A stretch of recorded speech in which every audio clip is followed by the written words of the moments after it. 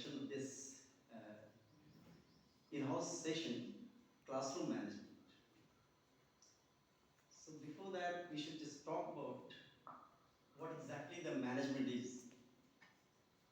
The management has four topics, four cousins, four ideas that you have to plan first. Planning, executing, controlling, and then evaluating. These are the rules of the management. First use हम लोग plan करते हैं कि भाई क्या करना है, उसके बाद फिर एग्जीक्यूट करते हैं उस प्लान को कि किस तरह से करना है, कैसे करना है, फिर उसको कंट्रोल करते हैं. That is very important part and that is the toughest part of management. There are a lot of management just like that, the personal management and the financial management, and there are production management. Her field में अलग अलग अपना management का एक rules है, and that is the very common rule is these 4 points. School में भी अपने क्लासरूम को मैनेज करते हैं. The thing which we learn, that is from our childhood. We learn it from our homes. It starts from our home, how our parents are managing the finances of our homes. And the personal management, especially भाई बहन सब लोगों को कैसे manage करते हैं, इन चीज़ों को देख करके ही हम सीखते हैं और वही चीज़ हम अपनी ज़िंदगी में भी अप्लाई करते हैं. ठीक है, इससे पहले हम ये चाहेंगे कि एक रिकैपिचुलेट किया जाए इस तरह से कि what exactly this thing is in the mind of the people. क्या लोग कैसे करते हैं, हम टीचर्स कैसे करते हैं इस चीज़ को. I would like to ask some question regarding this. और जमाल साहब से मैं पहले पूछना चाहूँगा कि जमाल साहब बताइए कि क्लासरूम में हम गए, कैसे हमको मैनेज स्टार्ट करना चाहिए क्लासरूम को मैनेज करना. पहले तो क्लासरूम में सबसे पहले बच्चों से इंटरेक्शन होना चाहिए टीचर का. इनिशियल स्टेज में बच्चे क्या कर रहे हैं, बच्चे चूँकि टीचर्स नहीं रहता है, एब्सेंट रहता है, उस बीच में जब फेल लगती है तब दूसरा टीचर जाता है तो बच्चे अपने आप में मगन रहते हैं. तो पहले उनसे इंटरेक्ट होना है, पहले उनको अपने तरफ खींचना है. उसके बाद जो है क्लास को जब आप फिजिकली कंट्रोल कर लें, उसके बाद आप अपना टॉपिक बताएं. और खासकर सब्जेक्टिव टॉपिक जो होता है, अलग अलग सब्जेक्ट होते हैं. सपोज कीजिए इससे पहले मैथ का क्लास हुआ है और आप गए हिंदी पढ़ाने या उर्दू पढ़ाने, तो बच्चों के माइंड को पहले उस मैथ से निकाल के अपने सब्जेक्ट में जोड़ना चाहिए. तब जाकर आपको अपना जाएगा, नहीं तो उसका माइंड मैथ में घूमता है. तो 5 मिनट टाइम देना चाहिए बच्चों को रिलैक्स करने के लिए. अपने तरफ पहले उसको आगे कीजिए, उसके बाद अपने टॉपिक में आइए जब क्या हम कराने जाए. हम लोग कुछ आइडिया लेंगे, उसके बाद फिर देखते हैं कि क्या क्या चीज़ें हमारे सामने आती हैं और कैसे कैसे हम लोगों को मैनेज करना चाहिए. हम बबीता मैम से पूछेंगे.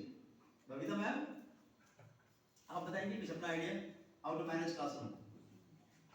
सर, जहाँ तक मेरा सवाल है तो सबसे पहले यदि क्लास में टीचर्स जाए तो गुड मॉर्निंग या सुप्रभात बिल्कुल अट्रैक्टिव तरीके से बोले, ताकि बच्चे जो हैं आपका संबोधन सुनकर आपकी तरफ आकर्षित हो जाएं. फिर बच्चों से पूछें कि बेटा आप लोगों को क्या पढ़ना है या कौन सी पीरियड है. इस प्रकार से सर बच्चों से पूछा जाए. और उसके बाद सर जो क्लास में जैसे बच्चे हैं उनको ज्ञान नहीं है कि हमें शरारत करना चाहिए या नहीं करना चाहिए. कुछ बच्चे को तो एकदम बिल्कुल यही रहता है कि क्लास में जाएंगे तो हम शरारत करेंगे. तो टीचर्स जो है ऐसे बच्चे को पहचान जाते हैं, तो उन लोगों का सीट चेंज कर देना चाहिए. उन लोगों को सर आगे बैठा लेना चाहिए. जब फर्स्ट बेंच पे बच्चे बैठेंगे तो किसी भी प्रकार से शरारत नहीं करेंगे. शरारती बच्चों को फर्स्ट बेंच पे बैठा. हाँ, और जो बच्चे शांत हैं या डिसिप्लिन मेंटेन करते हैं उन लोगों को पीछे बैठाना चाहिए, ये कहते हुए कि देखिए बेटा आप ही के क्लास के बच्चे हैं, सारे क्लास के बच्चे यदि इक्वल हो जाएंगे तब तो क्लास आपका अच्छा होगा, तब तो अच्छे क्लास का आपको रिगार्ड मिलेगा. इस प्रकार से, ताकि जो बच्चे पीछे जा रहे हैं उनको भी ये फील ना हो कि मैम हमको पीछे कर रही है. तो इस प्रकार से हम क्लास को सर मैनेजमेंट करेंगे. और जब क्लास मैनेज हो जाएगा उसके बाद जो भी विषय हम पढ़ाएं तो उस विषय के पहले बच्चे को मोरल एजुकेशन यानी नैतिक शिक्षा जो पहले पढ़ाई होती थी, थोड़ा सा 5 मिनट या 3 मिनट बच्चों को नैतिक शिक्षा बिल्कुल जरूर देना चाहिए. और उसके बाद यदि आप कोई भी विषय शुरू कर रहे हैं तो बच्चे अपने आप क्लास में आराम से डिसिप्लिन हो जाते हैं उसमें, जैसे डिसिप्लिन मेंटेन करेगा। अब ये नहीं है कि हम क्लास में आए और फटाफट चले पढ़ाने, तो बच्चे भी बोर हो जाते हैं, क्योंकि हर पीरियड के बाद उनको भी पढ़ना है। तो जैसे हर कोई चाहता है कि हम फ्रेश रहें, तो बच्चों के लिए सर मॉडल एजुकेशन 2-3 मिनट हर टीचर दे सकते हैं, ऑल सब्जेक्ट। ठीक है, थैंक यू। कृष्ण सर, आप बताएंगे कुछ? What's your idea about managing the classroom? According to me, first of all, if we want to manage our classroom, then first of all we have to manage ourselves. I mean, the class management is starting from the entrance of the class. When a teacher enters in the class, then it's a start. So when we enter in classroom, first of all, we should think what type of our face, our activity, our style of entering the class, style of talking, everything should be managed first. Then after we can manage a classroom. And if you are talking about the classroom management, then there are so many things about the management of classroom, just as someone are naughty students, your academic management, your seating management, many things are there. So for different things, we should use different types of strategies. Just Babita ma'am ने कहा कि हमको अच्छे बच्चों को पीछे कर देना चाहिए, या जो शरारती बच्चे हैं आगे कर देना चाहिए। ठीक है, वो भी सही है, मैं इसके विरोध में नहीं कर रहा हूँ कि नहीं करना चाहिए, करना चाहिए, बिल्कुल करना चाहिए। लेकिन अगर मेरी बात की जाए, मैं अगर करूँ as a class teacher, not as a subject teacher, क्योंकि एक बार क्लास टीचर वो काम कर देता है तो बाकी सारे सब्जेक्ट टीचर को आसानी से वो चीजें मैनेज करने में आसान हो जाता है। मेरे हिसाब से there should be a rotation, everyday rotation. It means just 3 student बैठे हुए हैं अगर अगली बेंच पे, उनको ये पता होना चाहिए कि हमारा रोटेशन है, नेक्स्ट डे हम पिछले बेंच पे जाएंगे और नेक्स्ट डे जो लास्ट बच्चे बैठे हैं वो फर्स्ट बेंच पर आएंगे। इससे होता क्या है कि एक तो ये फिक्स नहीं होता है कि नहीं जब मैं बैठूंगा तो मैं ही आगे बैठूंगा। दूसरी चीज ये होती है कि मैक्सिमम पेरेंट्स का ये डिमांड होता है, सर मेरा बच्चा ना बड़ा अजीब है, उसको थोड़ा सा आगे बैठाया करिए, ये डिमांड होता है हर टीचर से। तो उस समय हम ये जवाब भी देते हैं, रिप्लाई भी कर सकते हैं कि सर ऐसा कुछ नहीं है कि आपका बच्चा बहुत शरारती है या कमजोर है तो हम उसी को आगे बैठाएं। हमारे यहाँ ऐसे रोटेशन होता है कि हर बच्चा एक दिन आगे बैठेगा और हर बच्चा एक दिन पीछे बैठेगा। क्लास टीचर के लिए करना। हाँ, ये क्लास टीचर कर देंगे, फिर सब्जेक्टिव टीचर को करने की आवश्यकता नहीं होती है। और क्लास मैनेजमेंट शुरुआत ही क्लास टीचर से ही होती है। अगर क्लास टीचर क्लास को सही ढंग से मैनेज कर दिया है, मोटिवेट कर दिया है, इंकरेज कर दिया है, तो सब्जेक्टिव टीचर को मैनेज करने में बहुत आसान है। ठीक है, thank you. See, all these managements like production, finances, and all these, the human management or the personal management is the toughest one, because if you are managing the finances, these things are not movable and they are not going to make any kind of disruptions into your managing system. But the human behavior is different and the human beings are different, everyone having their different natures. So it is very hard to manage the human being than finances, productions, objects, anything else. Now let's see the slides. First slide. What is classroom management? We have just talked about that, how do they manage and what is this? So classroom management is ways of organizing the resources. Whatever the resources, that is the human resource here. Here all our students are the human being. At first we should, and whatever the sir said, that we will have to organize first these resources to keep at their perfect places. इसको सही सही जगह पे कहाँ किसे रखना है, सबसे पहले इसे हम organize कर देना है, not only through the physical means but also through their mental means. इसलिए कि इंसान सिर्फ physically नहीं रखता है, mental भी रखता है। Pupils, शागिर्दों को, helpers, so that the teaching and learning can process in an efficient and safe manner. इसलिए ये चीजें करने से क्या होगा? Not only that students, but there are some other staff also. You will have to manage all these things so that the whole school will run in a very efficient way. तो management एक जगह करें, इससे पता चला, और 2 जगह छोड़ दें हम, तो क्या होगा? उससे प्रॉब्लम वो आएगा ही है। ह्यूमन बिहेवियर है कि वो देखेगा उधर मैनेज नहीं है तो हम भी कुछ इधर उधर करना शुरू करते हैं। या ये चीज़ मैनेज नहीं है जो कि एकेडमिक से डिफरेंट है, नॉन एकेडमिक है, वो भी अगर किसी को एहसास होता है कि भाई ये चीज़ मैनेज नहीं है, तो यू विल ऑलवेज बिहेवियर इंसान का कि ये चीज़ में डिस्ट्रप्शन ले आएगा, ये ऑटोमेटिकली ये चीज़ होता है। Next slide. Why is classroom management important? जरूरी क्यों है? क्या बोलेंगे बबीता मैम, आप बता पाएंगे कुछ क्यों जरूरी है क्लास को मैनेज करना? One line. क्योंकि बिना मैनेज किए हुए सर कोई अच्छा से पढ़ा ही नहीं सकता है। जब तक क्लास मैनेज नहीं होगा कोई बच्चों को पढ़ा नहीं सकता। We cannot deliver our potentials to the students if it is not managed, because that will go haphazardly in different directions. Someone is just taking seriously, and that person, the student who is also taking it seriously, he will not be able to just absorb it if it is not managed. He will also get. Why is classroom management important? Satisfaction and enjoyment in teaching. इत्मीनान हो जाए सब लोगों को, teachers को भी, students को भी, और हम जो भी पढ़ें उसको एंजॉय करें, या जो भी पढ़ाएं उसे हम एंजॉय करें। Satisfaction and enjoyment in teaching are dependent upon leading students to cooperate. Those students who are leading, they will have to cooperate you. Only then there will be satisfaction in teaching. इसलिए उससे क्या होता है कि फिर दूसरे बच्चे जो हैं वो भी सोचते हैं कि he is doing just like this, I should also do this. Classroom management issues are of highest concern for beginning teachers. जो जैसे स्टार्ट करें, if you are going to a new school or a new place or in front of the new student, वहीं से start होता है।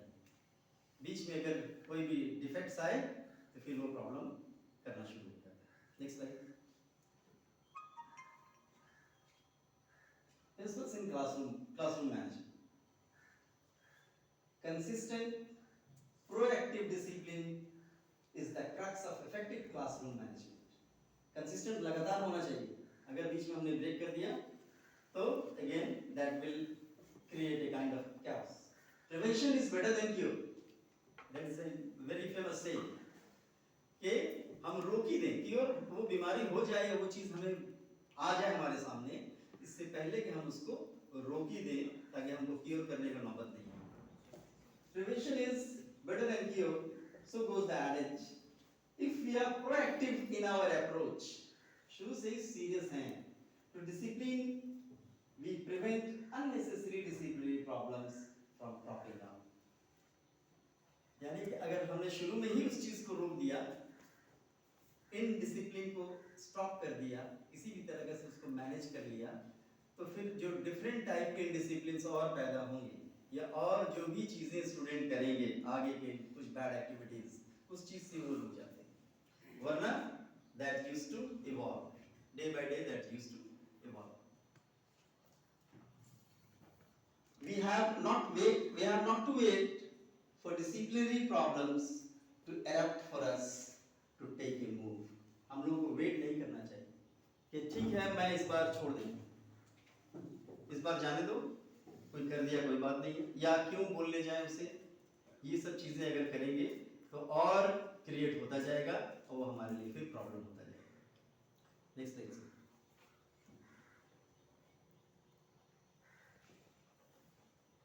Second point is establish routines for all daily tasks and needs. एक routine बनना चाहिए, that is the planning. This is known as the plan. Routinized collection of assignments, passing of papers, and preparation for experiments save us a lot of time and effort. वरना होगा क्या कि disturbances पैदा हो जाती हैं। अगर हम पहले से ये प्लान कर लें कि एक्सपेरिमेंट के लिए ये चीज़ें, ये काम करना है, ये अपना रूटीन बना लें हम कि हमको ये इस रास्ते से ऐसे गुजरना है, तो वो चीज़ बहुत आसान हो जाती है। और सिस्टमेटिक वे में इंसान का बिहेवियर भी ऐसा है कि वो समझता है कि नहीं, this is the discipline, he is the discipline person, ये चीज़ समझ में आ जाती है। तो collection of assignments, passing of papers and preparation for experiments save us a lot of time and effort. We have not to explain or instruct our pupils or students on how to pass papers, collect assignments, prepare for experiments day in day out, because we have established the routines for these everyday tasks. हमको बार बार कह रहे हैं कि भाई तुम ये चीज़ तुम correct कर लो, ये चीज़ तुम ले लो, ये एक्सपेरिमेंट का तुम तैयारी कर लो, ये सब चीज़ें हमको करनी नहीं पड़ेंगी अगर हम पहले से तैयार कर लेते हैं। अगर ये चीज़ें होती हैं, अगर प्रिपरेशन नहीं है, वहीं से इनडिसिप्लिन पैदा हो जाता है। हम उसको कहेंगे तुम ये कर लो, तुम वो ला करके दे दो, वहाँ से इनडिसिप्लिन स्टार्ट हो। They have become habitual for each member of the class. उसके बाद क्या हो जाएगा? सब habitual, उसी तरह के करने की एक्टिविटी वो habitual हो जाएंगे। Next slide. Orchestrate smooth transitions and continuity of momentum throughout the day. ये है हमारा एग्जीक्यूट। प्लान हमने कर लिया, अभी हम एग्जीक्यूट कर रहे हैं। उसको बनाना है हमें, उसका फीचर तैयार किस तरह से करना है उसे, ताकि सही तरीके से वो चीज़ चले, और मोमेंटम उसी तरह जो whatever we have done, कि हमने ये किया है कि इस तरह से इस डिसिप्लिन में इसको रहना है, तो वो चीज़ उसी तरह से बरकरार रहना चाहिए, वो रुका रहना चाहिए, उससे अब नीचे की तरफ नहीं आना चाहिए। Throughout the day, smooth transitions and continuity of momentum throughout the day ensure us that every institutional moment is made use of wisely. अगर ऐसा चल रहा है तो ये हमें समझ लेना चाहिए कि हर मोमेंट अगर ऐसा चल रहा है तो हमें समझ लेना चाहिए कि हर चीज़ को सही से प्लान किया गया है, हर चीज़ को सही से बनाया गया है, इसीलिए ये चीज़ स्मूथली चलेगी। No unnecessary lull is created that will breed classroom restlessness. Unnecessary कोई चीज़, अब जैसे हमने प्लानिंग कर लिया पहले से कि हमको ये काम करना है, अगर उसमें कोई अननेसेसरी चीज़ें आ जाती हैं तो फिर वो डिस्टर्बेंस पैदा शुरू कर देना पड़ेगा। उसमें कोई दोबारा कोई चीज़ ऐड नहीं करना चाहिए, अननेसेसरी चीज़ें नहीं ऐड करना चाहिए। फिर नेसेसरी तो ज़रूरी है, उस चीज़ को कर लेते हैं हम ऐड, लेकिन ऐसा कोई इधर उधर की चीज़ें उसमें ऐड नहीं करना चाहिए हमारे उस एक्टिविटीज़ में। उससे होता क्या है कि क्लासरूम रेस्टलेसनेस पैदा हो जाता है, which is the father of disciplinary problems. यही चीज़ें मेन रूट है। एग्जीक्यूशन में अगर हम कोई ऐसी चीज़ जिसका ज़रूरत नहीं है या जो चीज़ नहीं चाहिए किसी के इंटरेस्ट के लिए, मान लीजिए किसी स्टूडेंट के इस इंटरेस्ट के लिए या किसी और अपने पर्सनल इंटरेस्ट के लिए या किसी आदमी के इंटरेस्ट के लिए, इस तरह से हमने किया कि इस चीज़ को भी इसमें ऐड कर देते हैं थोड़ा एंजॉयमेंट के लिए या किसी भी चीज़ के लिए, तो वो चीज़ नहीं करना चाहिए। अगर उस ड्यूरेशन में, during the time whatever we are executing, if something is very necessary to do that so that it can be taken to the other bridge, only then we should do it. Otherwise, if we are doing it, this is the father of all the indisciplines. यही चीज़ें जो हैं indiscipline, हालांकि वो समझ में नहीं आता है आदमी को कि वो किस तरह से ये चीज़ को ब्रीड कर लिया, एक अननेसेसरी चीज़ जो है आ गई इसके अंदर और जिसकी वजह से ये सारा डिस्टर्बेंस स्टार्ट हो गया, वो एग्जीक्यूशन में बहुत बड़ा प्रॉब्लम पैदा करेगा। Next slide.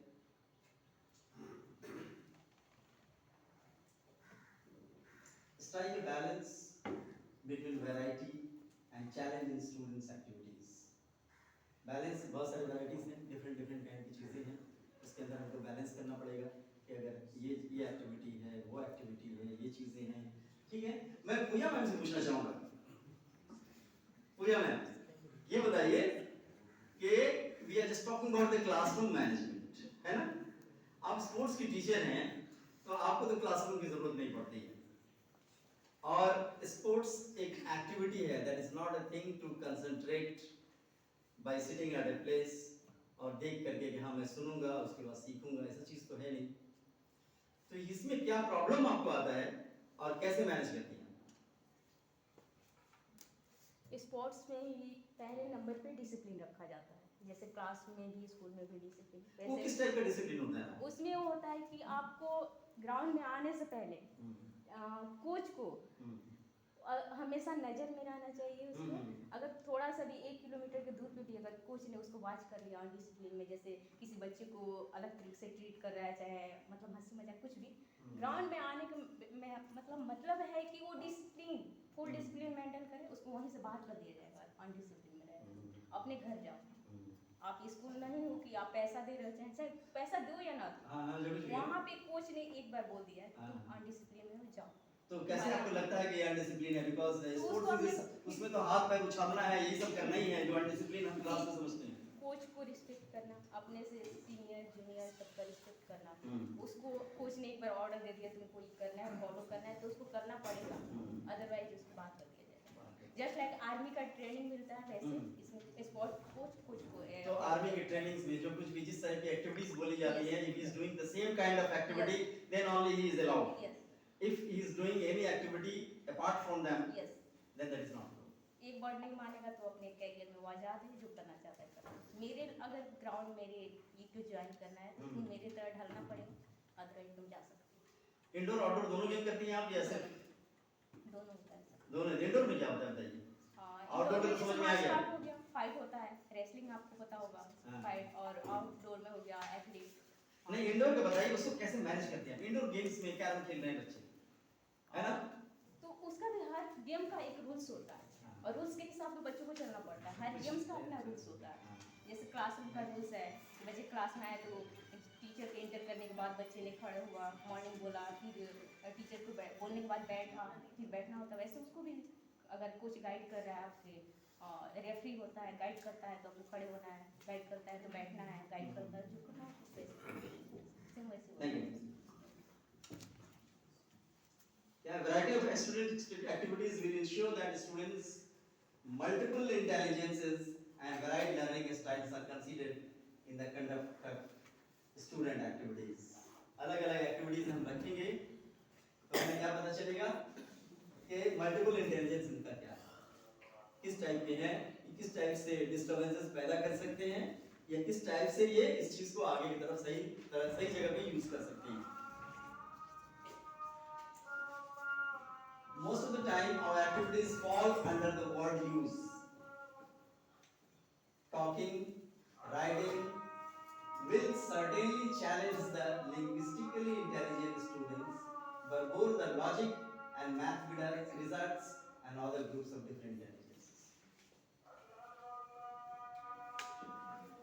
इस टाइप के अगर इंटेलिजेंसेस हैं कि बात करना है या चलना है, या इस टाइप के इंटेलिजेंस तो आराम से सब कोई पार्टिसिपेट कर सकता है। ये उन लोगों को बोर नहीं करता, परेशान नहीं करता। लेकिन these kinds of intelligences which is logical and which are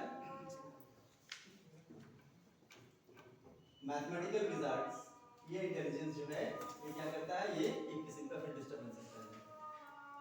ठीक, when boredom creeps into the classroom, जैसे ही इंटरेस्ट खत्म हुआ क्लासरूम से, मतलब जिस सब्जेक्ट में या जिस टॉपिक में जो कुछ भी बात हो रही है, जब तक स्टूडेंट इंटरेस्ट लेते हैं तब तक तो ठीक है। अगर इंटरेस्ट जैसे ही खत्म हुआ, बोरिंग शुरू हुआ, वैसे ही डिफरेंट एक्टिविटीज उनकी शुरू हो जाती है।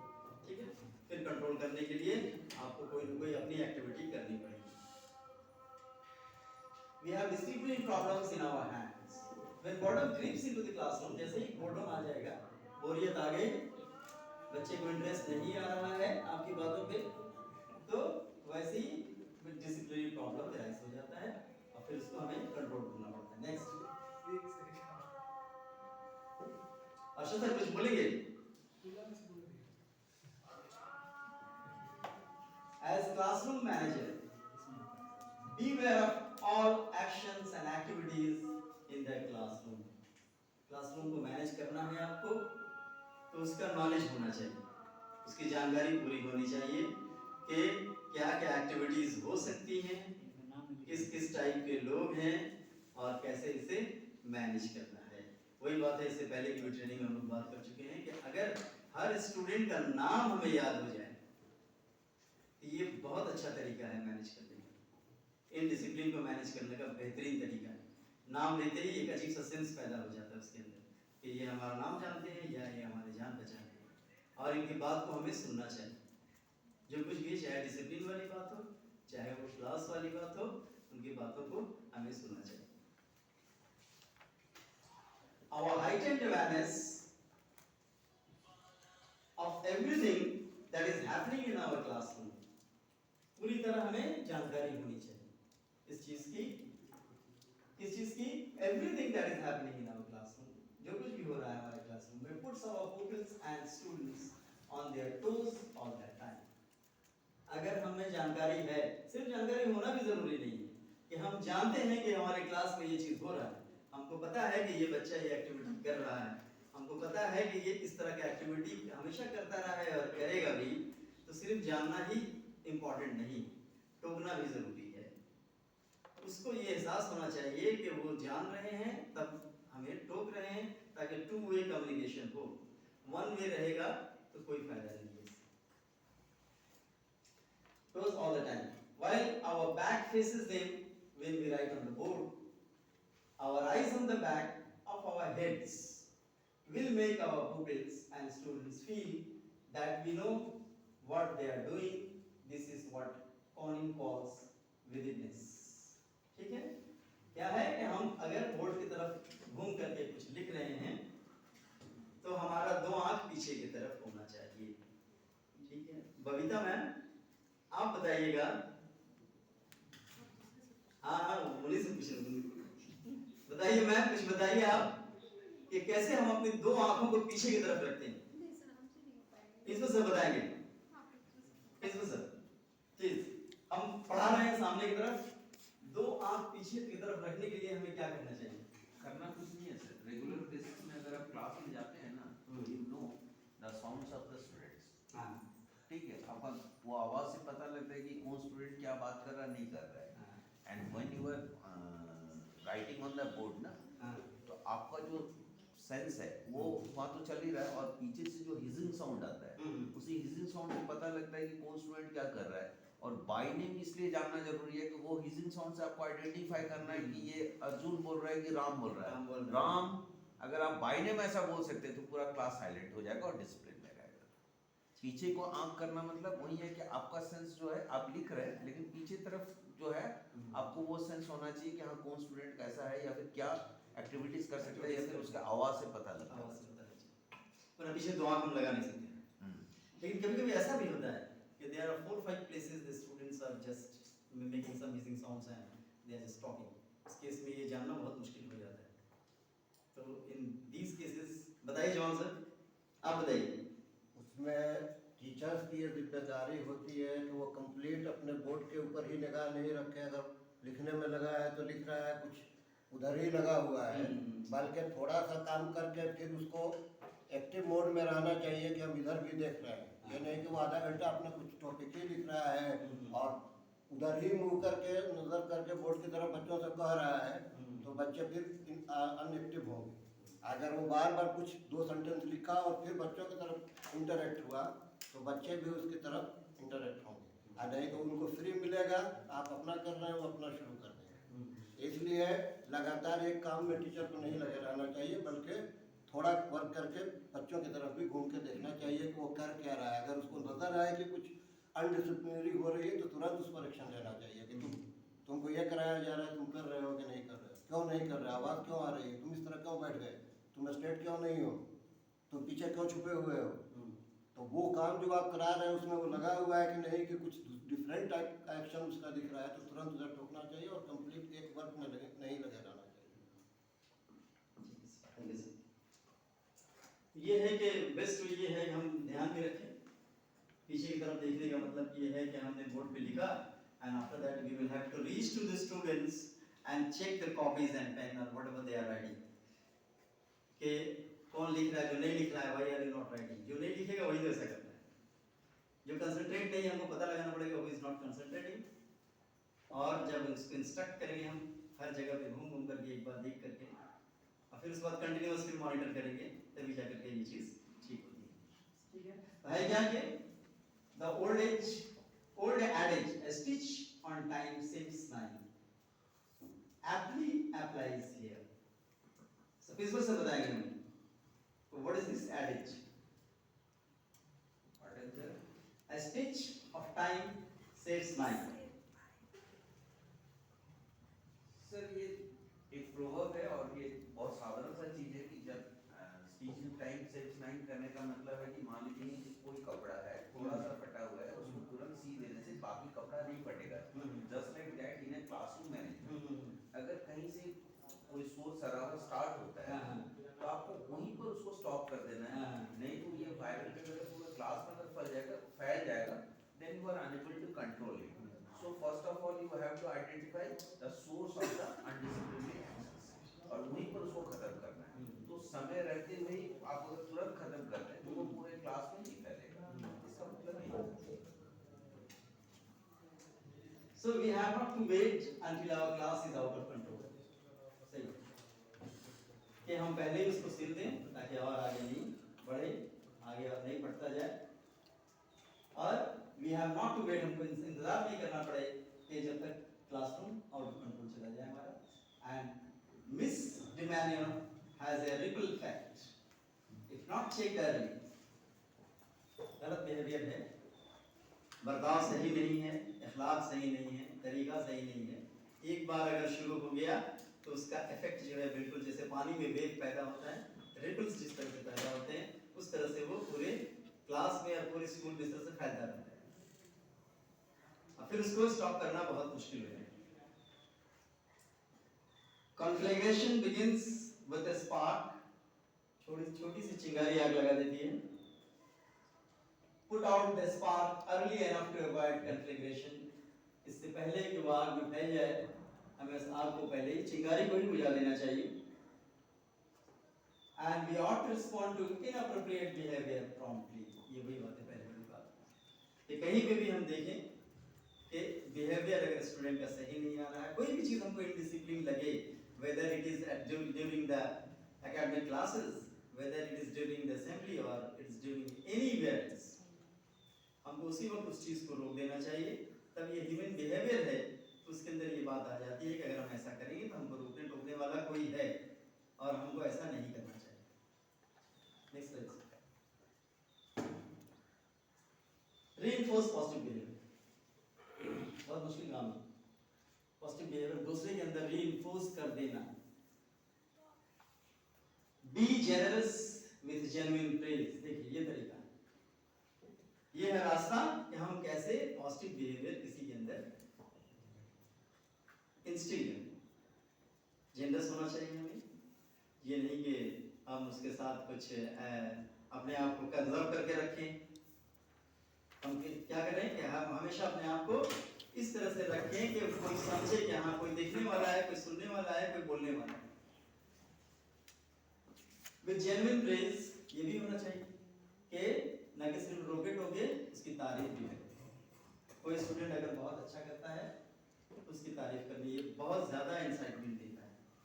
तारीफ जो है ये मतलब बहुत ज़्यादा माइंड पे इफेक्ट करता है। हर आदमी चाहता है अपनी तारीफ सुनना और इसका असर बहुत अच्छा होता है। These are the teachers who think will become less when they praise others.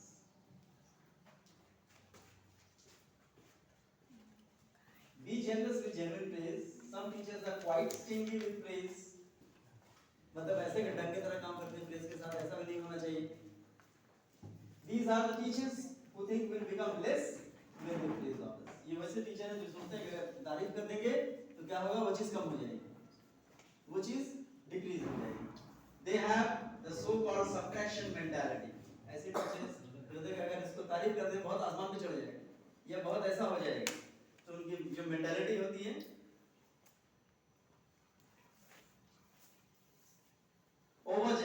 subtraction mentality, मतलब नेगेटिव मेंटालिटी होती है उनकी। Other teachers are over generous with their praise. कुछ टीचर ऐसे हैं कि बहुत ज्यादा तारीफ करते हैं, जहां तहां तारीफ कर दिया,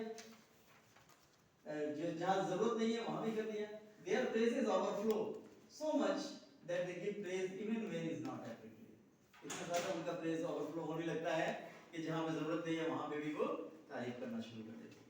और जो नहीं करते, स्टिंगी होते हैं, वो क्या करते हैं, वो सब्ट्रैक्ट कर लेते हैं, सब्ट्रैक्शन आ जाता है उनके इसमें, माइनस कर लेते हैं प्रेज को। ये भी चीज ठीक नहीं है क्या? It should be in between all these things. For our praise to be genuine, it must be given according to merit.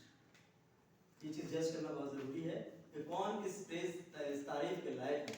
जो लायक है हमें उसी को प्रेज करना चाहिए, ना हमको ज्यादा स्टिंगी होना चाहिए कि नहीं हम क्यों तारीफ करें इसे, और नहीं ऐसा है कि बहुत ज्यादा तारीफ करने लगना चाहिए। It is our way of appreciating and recognizing hard work and good behavior. जो प्रेजेस है ये क्या है, एक तरीका है कि किसी के ज्यादातर मेहनतों को, हार्ड वर्क को हम कैसे अप्रिशिएट करें, बोले जहाँ बाबा तुमने बहुत अच्छा किया है, ठीक है तुम ऐसे ही करते रहो। या ट्रीट माइनर डिस्टर्बेंसेस कामली, यही नहीं कि सिर्फ डिस्टर्बेंस को हम टैकल कर लें, टैकल करने का भी उसका तरीका है। All this things are coming under the controlling, सब का सब execution and controlling maximum part of the management goals. Do not make a mountain out of a mole. राई का पहाड़ नहीं बनाना चाहिए, छोटी चीजों को बहुत बड़ा करके नहीं बनाना चाहिए। If a stern look or gesture can kill the inappropriate behavior, so be it. अगर एक बहुत डेंजरस लुक हमारा है, स्टर्न लुक है, ठीक है, और गेस्चर है हमारा ऐसा, अगर इनएप्रोप्रिएट बिहेवियर को मार सकता है, खत्म कर सकता है, तो that is the healing period, वहीं पे वो चीज खत्म हो जाती है। And let us not make a फस अबाउट इट, इसको इधर उधर फैलाना नहीं चाहिए चीज। Next slide. अब कैसे मैनेज करें क्लासरूम के अंदर की चीजें जो हैं वो हमें कैसे मैनेज करना चाहिए। Work out a physical arrangement of chairs that facilitates an interactive teaching learning process. Chairs, tables जितनी चीजें हैं वो इस तरह से होना चाहिए कि इंटरैक्टिव लर्निंग हो, एक दूसरे से इंटरेक्शन हो, teacher students, students and students, इस तरह से हम उसको सजाएं, इस तरह से रखेंगे, अंडरस्टैंडिंग सच्ची सही हो। There is no doubt that external environment affects us. इसमें कोई शक नहीं है कि बाहर का माहौल जो है वो हमारे ऊपर असर कर जाता है। The most common arrangement of tables and chairs in the classroom is one where the teacher's table and chairs are in front and the student desk or chairs are arranged in rows. ये सभी school में यही चलता है। ये सबसे अच्छा तरीका है, इससे और अच्छा तरीका कोई नहीं निकाल सकता कि टीचर्स फ्रंट में हो और स्टूडेंट्स एक रो में पूरे बैठे हैं। पूरी दुनिया में यही चीजें चलती हैं।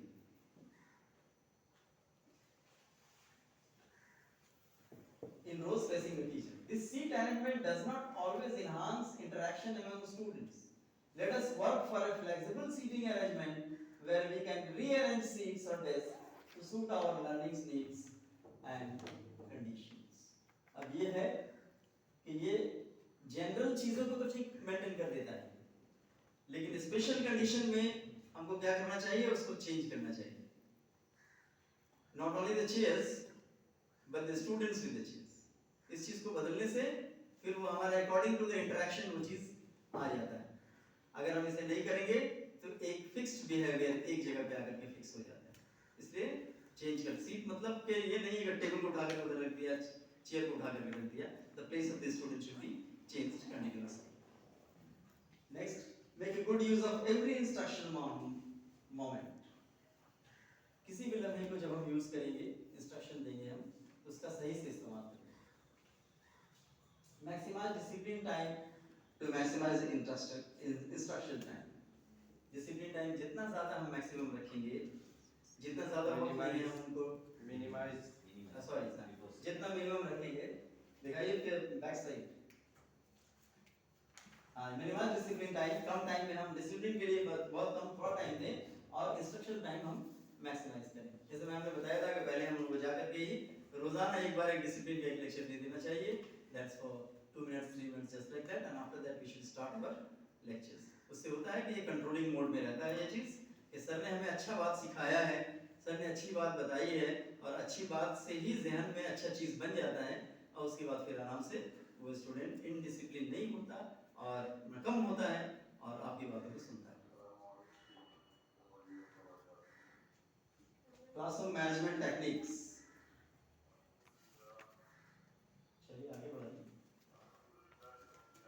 मैनेजमेंट ऑफ टाइम, क्या क्या चीजें हैं टेक्निक्स में, किस किस चीज को मैनेज करना है हमें। Time is of the essence in learning, जरूरी चीज है लर्निंग, ये इसका एसेंस है, इसकी जरूरत है। How much students learn depends upon the amount of time they spend in learning. एक student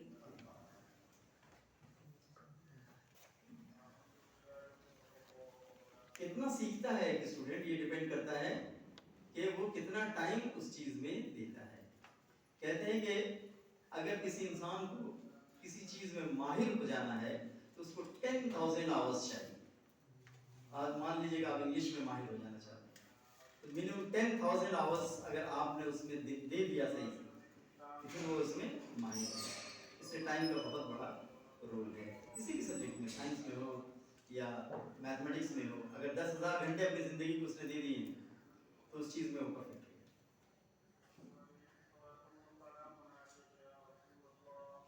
The impact of time, however, on achievement is influenced also by the quality of instruction. Time का impact जो है कैसा पड़ रहा है जब हम मैनेज कर रहे हैं इसको, ये डिपेंड करता है कि कितना क्वालिटी ऑफ इंस्ट्रक्शन किस टाइप का है, किस तरह से हम इंस्ट्रक्शन देते हैं। Quality of instruction is good then time का पता ही नहीं चलता है कि कब आया कब गया। लेकिन अगर क्वालिटी ऑफ इंस्ट्रक्शन ठीक नहीं है तो उसमें टाइम का बहुत ज़्यादा फिर वो आ जाती है वो बात, इधर देखना उधर देखना, वो बोर्डम आ जाता है, बोरियत नाम की चीज़ फिर पैदा होने लगती है। The impact of time, however, on achievement is influenced also by the quality of instruction and the learning tasks. क्या दिया जा रहा है टास्क, वो उस टास्क को हमने इंटरेस्टिंग बनाया है कि नहीं। अगर वो टास्क इंटरेस्टिंग नहीं बना है तो फिर उतना ध्यान नहीं देंगे। No matter what amount of time is spent, कोई बात नहीं जितना भी टाइम खर्च हो गया हो, no learning takes place if there is poor instruction and poorly devised learning tasks. पढ़ाने का तरीका, इंस्ट्रक्ट करने का तरीका अगर सही से नहीं है तो चाहे आप जितना घंटा उसमें स्पेंड कर दें उससे कोई फायदा नहीं।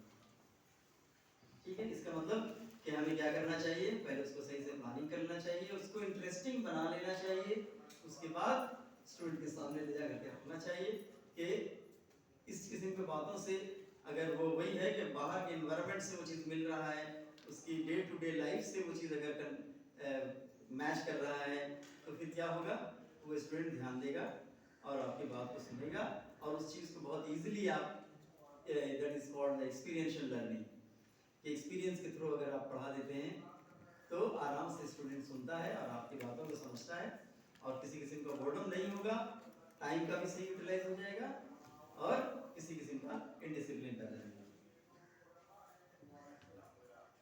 No learning takes place if there is poor instruction and poorly devised learning task. It is observed that ये देखा गया है कि classes where students are occupied with learning activities, where time is managed properly, learn.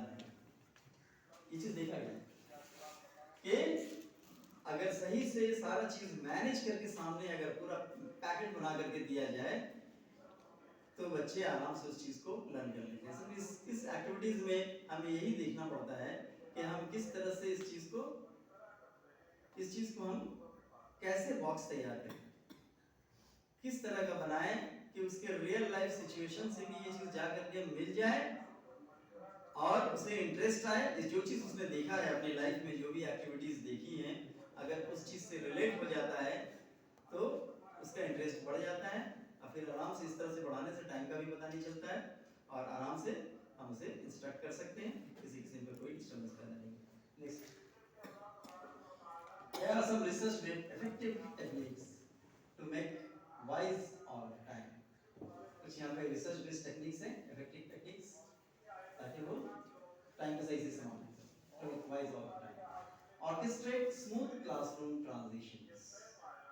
Classroom is going on and it should just run in a smooth way.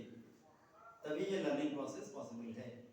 अगर disrupted way है तो it is not possible. Whatever boxes you have prepared, जो कुछ भी आपने कर लिया है वो कोई काम नहीं आएगा, जितना भी टाइम दे दिया जाए वो भी कोई काम नहीं आएगा। ठीक है, remain involved with the students during the entire class period, allowing for no idle time. बीच बीच में अगर हम रुक गए तो that is the idle time. idle time में ही वो chaos स्टार्ट होगा, डिस्टर्बेंसेस स्टार्ट होंगे। तो हमें क्या करना चाहिए कि हमेशा इन्वॉल्व रहना चाहिए स्टूडेंट के साथ, continuously for up to our whole period we should be involved with these students. use fillers in case you finish the lesson ahead of time. अगर पहले ही खत्म हो गया तो उसको फिल करने का तरीका दूसरे तरीके से निकालिए, कैसे फिल कर सकते हैं और एग्जांपल्स निकालिए उसके, या और दूसरे एक्टिविटीज निकालिए, जो कुछ भी है उसको फिलर्स से और इंटरेस्टिंग बनाएं. Examples of fillers are reacting a favorite stanza, then letting others explain the meaning or conducting a short contest about the lesson. English के बारे में है ये कि अगर इसका एग्जाम्पल ये है कि एक फेवरेट जो पसंदीदा ऐसा स्टैंजा हो वो निकालें, निकाल करके उसको बहस करें. Use a common place to keep materials such as scissors, school supplies. This saves time. You have not to look for them when you need them. एक ऐसा कॉमन प्लेस आपको पसंद करना चाहिए जहाँ पे अपनी जितनी चीजें हैं वो सबको एक जगह पे रखेंगे. मैनेजमेंट का तरीका है, सब चीज एक जगह पे रहेगा तो हमें बार बार इधर उधर ढूंढना नहीं पड़ेगा और इससे हमारा टाइम भी वेस्ट नहीं होगा. Follow a consistent schedule and maintain the procedures and routines established at the beginning of the year. साल के शुरू होते ही वही लेसन प्लान है. साल के शुरू होते ही हमें क्या करना चाहिए, एक प्रोसीजर, एक रूटीन बना लेना चाहिए और फिर उस कंसिस्टेंट वे में उस चीज को फॉलो करते चलना चाहिए. प्रिपेयर मटेरियल्स इन एडवांस, पहले से तैयारी होनी चाहिए, प्लानिंग होनी चाहिए. बिना प्लानिंग का कभी भी एग्जीक्यूशन नहीं होता है. एग्जीक्यूशन होता है तो उल्टी सीधे इधर उधर की चीजें एग्जीक्यूट होती हैं. मेक क्लियर स्मूथ ट्रांजिशंस, एक प्लेस से दूसरे प्लेस पे आपको जाना है, या एक टॉपिक से दूसरे टॉपिक पे, या एक अंडरस्टैंडिंग से दूसरे अंडरस्टैंडिंग में ट्रांजिशन जब भी हो तो क्लियर कट होना चाहिए कि क्यों आप ट्रांजिट कर रहे हैं, कैसे कर रहे हैं. Limit disruptions and interruptions through appropriate behavioural management technique. जो भी डिसरप्शंस हो या रुकावट पैदा हो रहा है या कोई रोक रहा है, स्टूडेंट ही रोक रहे हैं, किसी पे कोई डिसरप्शन पैदा हो रहा है बीच में, तो उसे क्या करना चाहिए, आगे बढ़िए. तो एप्रोप्रिएट बिहेवियर मैनेजमेंट, आपका बिहेवियर सही होना चाहिए. अगर ज्यादा डांट दिए, ज्यादा बोल दिए, ऐसा भी बिहेवियर नहीं होना चाहिए.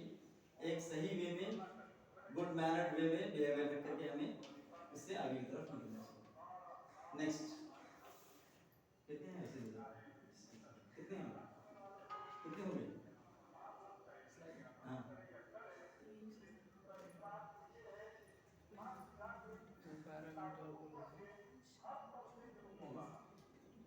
30 हो गए.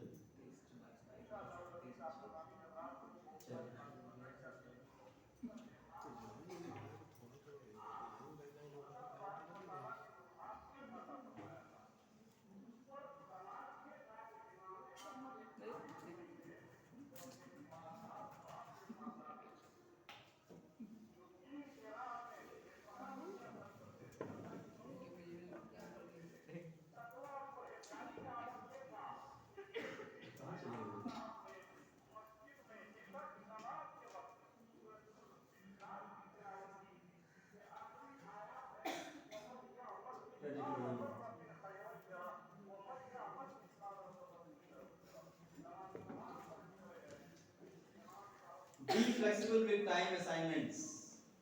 ऐसा नहीं कि एक ही किस्म का टाइम सबको दिया जाए. You should be flexible. तुम्हारे लिए ये टाइम, तुम्हारे लिए ये टाइम, या फिर सिर्फ स्टूडेंट्स ये सिर्फ यही नहीं बल्कि हम अपने टाइम को जो भी असाइन करें उसमें फ्लेक्सिबिलिटी अपने अंदर में रहनी चाहिए. It should be in such a time or in such a way. If students are observed to be so interested and eager to continue working, allow a little more time for them to complete and achieve the objectives in satisfaction. Student के interest है कि हाँ ये चीज़ हम और ज़्यादा अच्छा समझें, अच्छा से सीखें, तो हमें क्या होना चाहिए, टाइम में फ्लेक्सिबल हो जाना चाहिए. ऐसा नहीं कि हमने मान लिया है कि इतनी देर में अगर हमको ये चीज़ समझा देना है. अनामिका मैम आप कुछ बोलेंगी, बताइए. क्या ये सही है, टाइम के लिए फ्लेक्सिबल होना चाहिए हमें कि स्टूडेंट हमारा 40 मिनट का पीरियड होता है, कैसे हम फ्लेक्सिबिलिटी ले आए टाइम के लिए?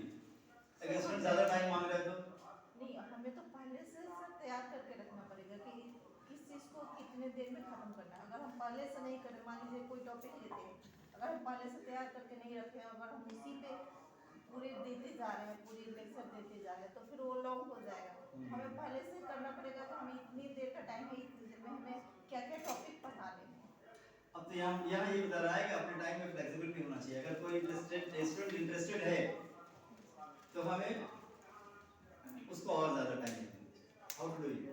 वो सर हम क्लास के बाद कर सकते हैं। अगर उसको टाइम की ज़रूरत है तो ऐसे तो पूरा क्लास डिस्ट्रीब्यूट हो सकता है कि वो क्वेश्चन दूसरों को पता हो, तो अगर हम उसको अलग से टाइम दे सकते हैं। इसमें सर आप कुछ बताएंगे इसके लिए? फ्लेक्सिबल टाइम का जो मतलब होता है ये देखना पड़ता, ये टीचर को डिसाइड करना पड़ता है कि किस स्टूडेंट में कितना रिलैक्सेशन देना है और किसको क्या करना है।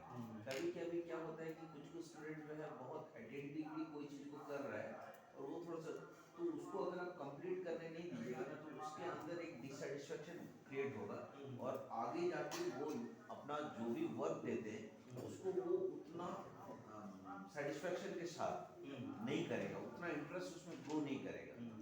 तो क्या होता है कि सपोज आपने बोला कि 5 मिनट के अंदर ये सबको सॉल्व करना है या फिर इसको ड्राइंग बनाना है। अब कोई स्टूडेंट है कि किसी तरह से बनाकर आपको 1 मिनट में ही दे दिया, लेकिन कोई स्टूडेंट उसको शेडिंग करेगा, ये करेगा, तो उसको वो flexibility that is this class build वो flexibility.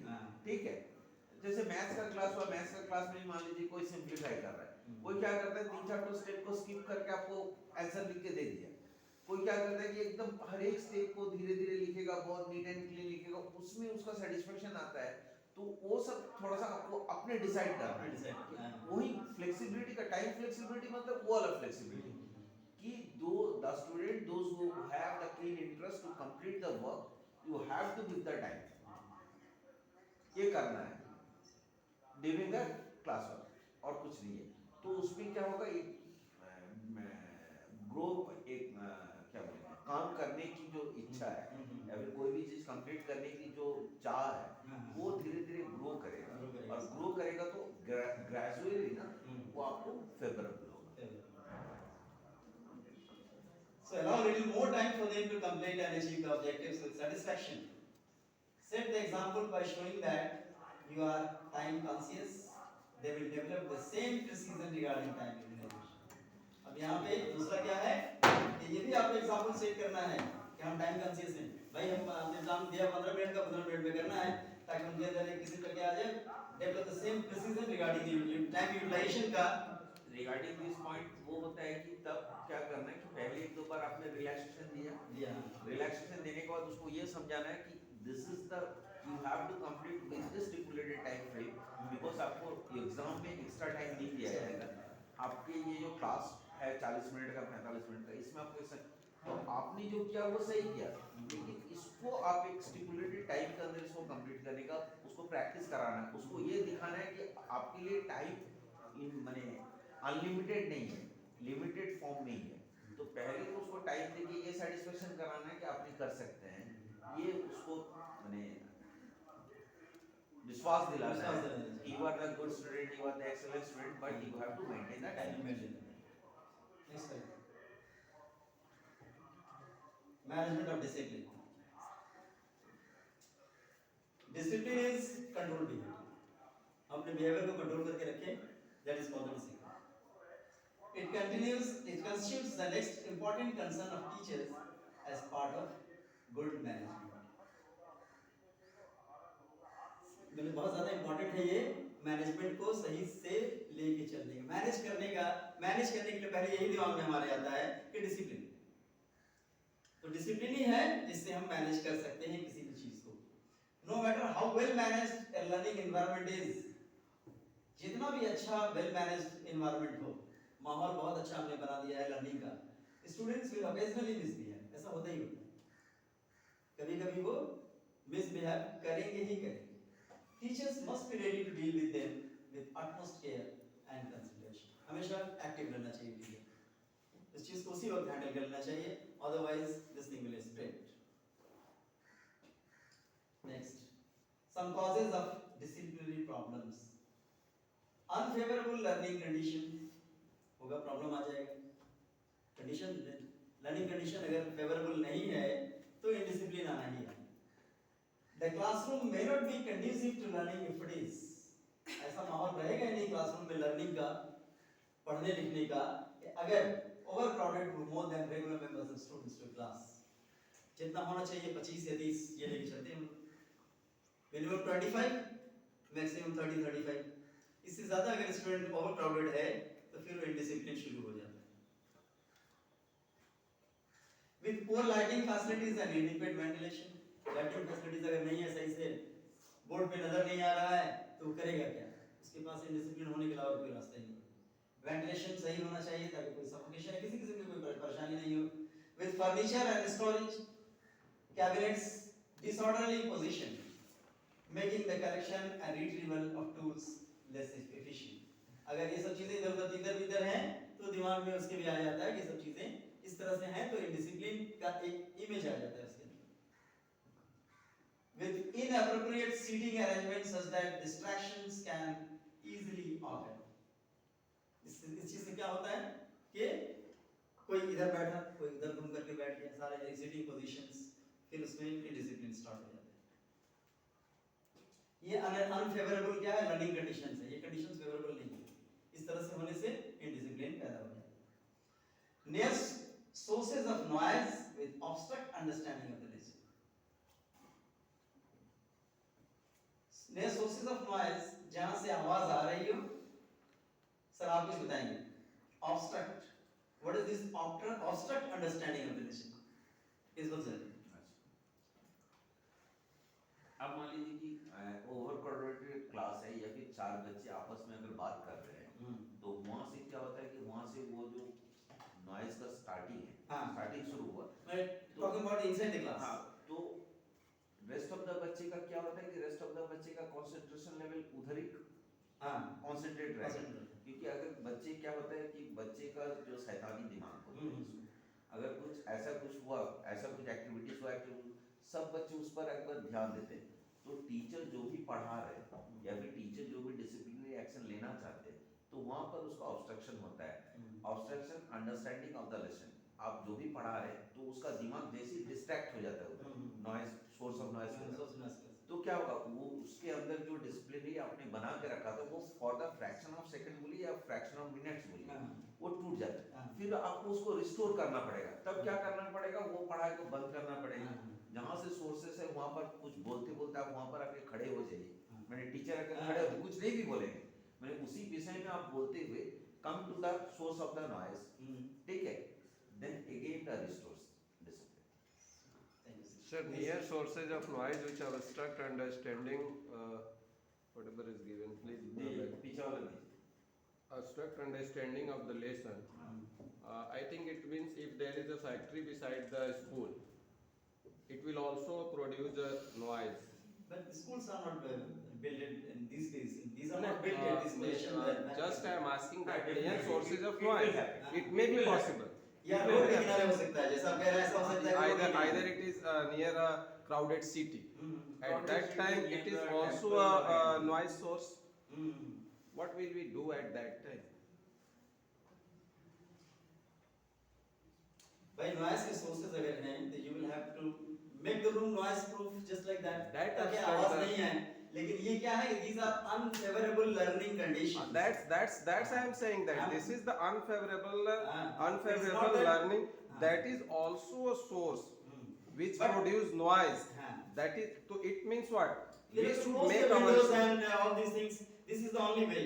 Otherwise, the first mistake which has been done, that school should not be built at such a place where there are so much noise. CBSE पहले ही मना कर देता है ना sir, कि भाई आपको इतने 500 conditions हैं कि you will have to keep drinking water facility just like this.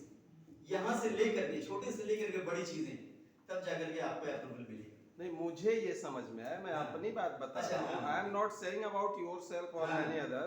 मुझे ये समझ में आया कि नियर सोर्स ऑफ नॉइज, तो वह सोर्स आसपास के कोई भी सोर्स हो सकते हैं, not only in the classroom.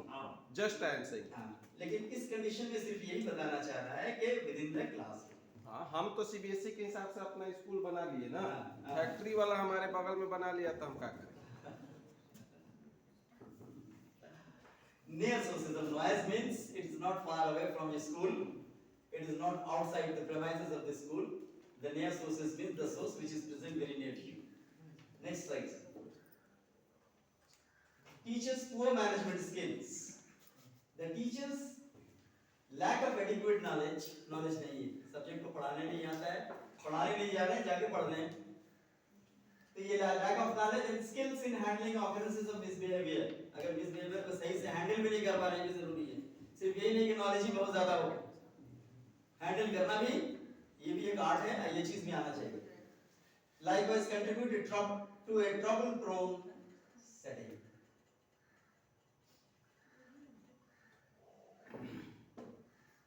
ये चीज trouble-prone बना देगा, मतलब trouble की तरफ ले जाएगा, परेशानी की तरफ ले जाएगा ये सब चीजें, ठीक है? Students varied background. The students bring to the classroom a surprising record of individual attitudes. ये इसलिए बहुत मुश्किल होता है, इवेंट मैनेजमेंट इसीलिए बहुत ज्यादा मुश्किल है। और सारे प्रोडक्ट मैनेजमेंट ये सब मैनेजमेंट बहुत आसान है, उनको परेशान नहीं करता है। कि surprising record of individual attitudes, सब स्टूडेंट का अलग अलग एटीट्यूड है, सब अपनी अपनी जगह पे अलग अलग एटीट्यूड लेकर के बैठे हुए हैं या एंटर कर रहे हैं स्कूल प्रीमाइसेस में। इंटरेस्ट्स, सबका इंटरेस्ट भी अलग है, सबकी एबिलिटीज अलग है, कोई अच्छा समझता है, कोई बहुत भद्दा दिमाग है, नहीं समझता है जल्दी, उसको बहुत ज्यादा कोशिश करना पड़ता है समझाने के लिए। सेम कैरेक्टरिस्टिक्स, जो कैरेक्टरिस्टिक अभी बताया गया है, क्या है? Individual attitudes, interest and abilities could be traced from their differences in, अगर हम पता लगाना चाहें ये डिफरेंसेस कैसे हैं तो कहां से पता चलता है? फैमिली बैकग्राउंड से। जैसा फैमिली बैकग्राउंड होगा उस टाइप के ही बिहेवियर लेकर के वो लोग स्कूल में आते हैं। फिजिकल एंड मेंटल कैपेसिटीज, कितना किस चीज को समझा है, क्या कैपेसिटी है उसको समझने का, इस पे भी डिपेंड करता है ये। And emotional traits among others, ये भी बहुत बड़ा फैक्टर है। इमोशनल ट्रेट्स बहुत बड़ा फैक्टर है कि कब किसके इमोशन में क्या चीज लग जाए, सारा चीजें रहते, वो दोनों चीज रहते हुए भी अगर अच्छे भी हैं, इमोशनल ट्रेट्स उस चीज को खत्म कर देते हैं। Next, how to prevent discipline problems. To prevent discipline problems teachers can, अगर रोकना चाहें डिसिप्लिन प्रॉब्लम को तो क्या करना चाहिए टीचर्स को? Implement group oriented methodologies such as cooperative learning approach. एक ऐसा लर्निंग अप्रोच है जो मिलजुल कर ग्रुप में, ये ग्रुप ओरिएंटेड मेथोडोलॉजीज हैं, एक्टिविटीज हो या जो कुछ भी हो, एक ग्रुप में जब मिल करके करते हैं, एक लीडर बना करके इस तरह से, तो वो चीज और अच्छी होती है और इस तरह से डिसिप्लिन जो है प्रॉब्लम वो रुक जाता है। Cooperative learning approach, team learning, peer tutoring and group projects and collections. Sir, will you just say about the peer tutoring? Tell me about the peer tutoring. Principal sir. Peer means side by side. I think so.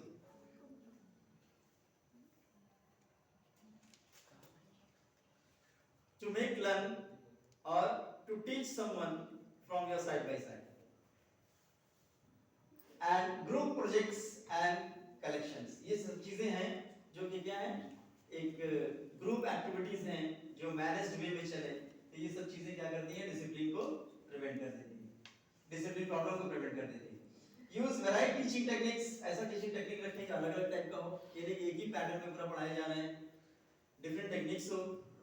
And develop patience, compassion, genuine respect and care for the students. Student के लिए भी हमें patience रखना चाहिए, compassion, मेहरबानी रखनी चाहिए उन पे, एक सही रिस्पेक्ट रखना चाहिए एंड केयर, ध्यान दिए, सबसे ज्यादा इंपॉर्टेंट है। That is very important for the teachers that we should care for them. Next slide.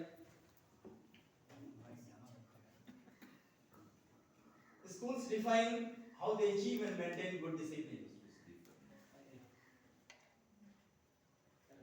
कैसे वो गुड डिसिप्लिन मेंटेन कर रहे हैं, अचीव कर रहे हैं, ये डिफरेंट स्कूल के लिए डिफरेंट है, सबके लिए सेम नहीं हो सकता है। Following are some common practices.